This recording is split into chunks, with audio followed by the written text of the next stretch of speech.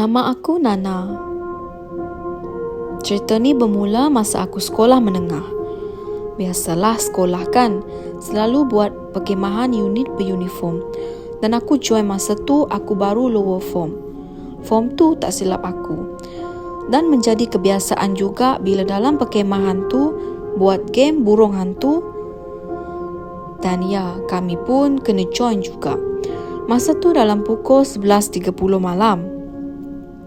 Kalau tak silap, masing-masing dah melilau cari kain untuk tutup mata dalam kemah masing-masing. So game pun start.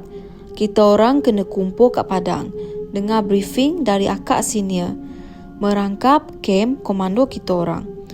Lepas briefing tu, baca doa bagailah kan. Lepas tu aku ingat lagi pesan akak tu. Jangan buka mata. Kalau awak ternampak apa-apa benda yang tak sepatutnya, saya tak tanggung. Sebab saya dah pesan awal-awal. Aku pula sengal tak bertempat.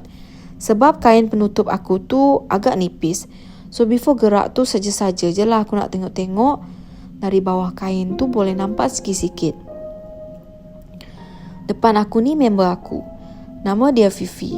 Perempuan Melayu dan of course pakai tudung. Tapi apa yang buat aku terkejut waktu duduk melilau nak tengok dari bawah kain tu, aku nampak perempuan baju putih rambut panjang. Depan aku Depan aku. Masa tu dah berdiri, tangan kena pegang bahu kawan. Matilah nak, masa tu aku fikir nak lepas je tangan.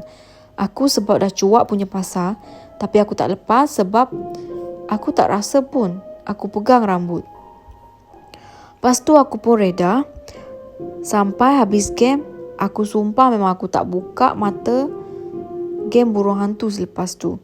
Beberapa tahun lepas tu, aku pula jadi camp komando untuk unit beruniform. Aku handle segala pasal camp.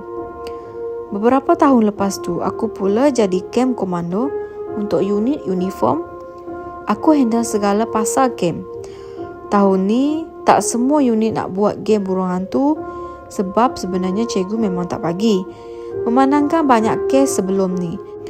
Tapi aku dengan geng aku, AJK untuk camp, minta sangat-sangat untuk buat game ni. Dan cikgu bagi, tapi semua atas tanggungjawab kita orang. And kita orang setuju. Tepat pukul 11.30 malam, aku suruh semua kumpul berbaris ikut kumpulan. Dan setiap AJK kena bawa satu kumpulan untuk pisahkan. Aku bawa kumpulan yang campur lelaki perempuan. So aku bagi satu tali kat budak lelaki pegang, yang budak perempuan kat belakang pegang tali tu. Yang lain follow, pegang bahu. Nak dijadikan cerita, masa aku bawa kumpulan ni, bila sampai je tempat aku nak pisahkan, yang aku bawa tu tinggal budak lelaki je. Budak perempuan tak ada dah. Tapi budak lelaki yang last masih pegang tali tu. Aku dah gelabah gak sebenarnya. Tapi acah-acah cool letak budak-budak lelaki tu dulu. Dan aku pusing tanya Fasi. Lain. Nampak tak budak-budak perempuan tu? Dan dia orang kata budak-budak tu dah selamat duduk kat tempat dia orang. Dah lega sikit walaupun agak pelik. Dan habis game baru aku tanya budak-budak tu dia orang gimana. Dia orang kata dia orang follow je orang depan. Tiba-tiba ada orang tarik tali tu, suruh ikut dia. Bila aku tanya Fasi, dia orang tak ada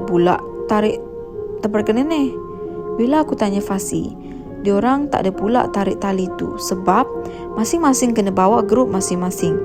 Tapi before game habis, ada lagi satu benda first time aku face umur hidup. Bila aku dah berjaya kumpul budak-budak ni ikut grup, aku suruh ketua kumpulan diorang tengok siapa yang tak ada, nanti Fasi cari. Masa aku, memang ada seorang hilang. Aku dengan Fasi lain berpecah cari budak tu. Aku jerit nama budak tu dalam sekolah. Yang sunyi tu pun budak tu tidak menjahut. Aku pusing satu sekolah sampai budak-budak unit lain dah nak masuk kemah dah. Masa lalu surau, kita orang terserempak dengan cikgu yang tak bagi main burung hantu. Dan kita orang bagi tahu cikgu tu. Cikgu suruh baca ayat kursi 3 kali dan pergi balik ke tempat berkumpul. Kalau tak jumpa juga, dia arahkan semua unit cari sekali. Dan kita orang pun kumpul balik kat tempat lain. Dan kita orang pun balik tempat yang lain dan berkumpul. Yang paling menakjubkan, budak tu duduk tak jauh dari tempat kita orang berkumpul. Masih tutup mata dan duduk sambil peluk lutut. Aku dapatkan budak tu dan suruh kawan yang mahir bab-bab ni handle kejap. Sementara aku handle yang lain. Kawan aku suruh budak tu mengucap. Tapi dia menangis je. And the rest kawan aku settlekan, Alhamdulillah semuanya okey. Dan aku tanya budak tu keesokannya. Tak dengar ke aku menjerit sampai gemar satu sekolah? Dia kata dia pun pelik sebab tak dengar apa-apa. Dan member aku unit lain sebenarnya nampak je budak tu duduk kat situ. Dia pun pelik kenapa kita orang tak bawa budak tu kumpul sekali. Padahal kita orang memang tak nampak langsung budak tu.